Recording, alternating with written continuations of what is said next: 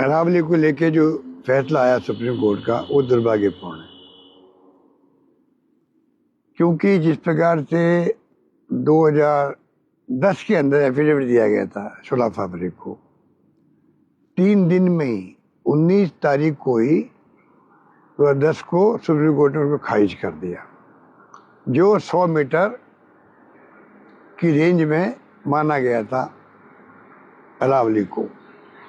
उसके बाद में क्या जरूरत पड़ी कि 2024 के अंदर उसी परिभाषा को जो खारिज हो चुकी थी सुप्रीम कोर्ट में, स्टेट गवर्नमेंट की सिफारिश पर, भाजपा की स्टेट गवर्नमेंट की सिफारिश पर केंद्र सरकार ने उसी को पैरवी के लिए सुप्रीम कोर्ट में ले गए। दुर्भाग्य से सुप्रीम कोर्ट ने उसको एक्सेप्ट कर लिया।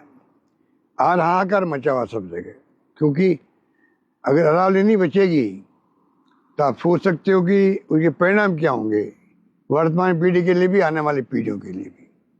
अरावली खाली पहाड़ नहीं है, ये जीवन रेखा है राजस्थान के लिए भी, और जो अन्य प्रदेश है, चाहे गुजरात हो, चाहे वो दिल्ली हो, चाहे हरियाणा हो।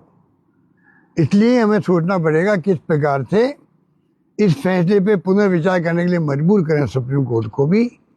उसके लिए भारत सरकार को आगे आना चाहिए। दुर्भाग्य से एक तरफ तो हमारे खुद के मंत्री हैं राजस्थान के, यादव साहब यहीं पैदा हुए और यहीं पे मंत्री हैं, चुनाव जीत के गए हैं, उन्हीं के बाद मंत्रालय हैं। तो उनको खुद को सोचना चाहिए, बीजेपी को सोचना चाहिए, बजाय इसको इश्यू बनाए और गलत आंकड़े पेश करे। जब एफिडेविट दिया गया था, जब पर्यावरण की स्थिति वो नहीं थी। आज हाहाकार मचा हुआ है पार्लियामेंट के अंदर भी, बाहर भी।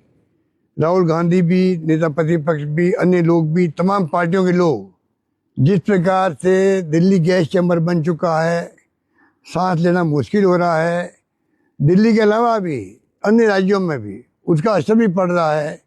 अगर ये पहाड़ियाँ समाप्त हो गई, पता नहीं इस देश में क्या होगा, उत्तर भारत में क्या होगा, कल्पना के बाहर की बातें हैं। ये तो आपको एक्सपर्ट भी राय दे सकते हैं। इसलिए मैं अपील करना चाहूँगा भारत सरकार से भी और स्टेट गवर्नमेंट से, इसको गंभीरता से ले, ये कोई प्रतिष्ठा का सवाल नहीं बनाए, और उसको गंभीरता से लेकर के पुनर्विचार करने के लिए आगे आना चाहिए, मेरा मानना है। धन्यवाद।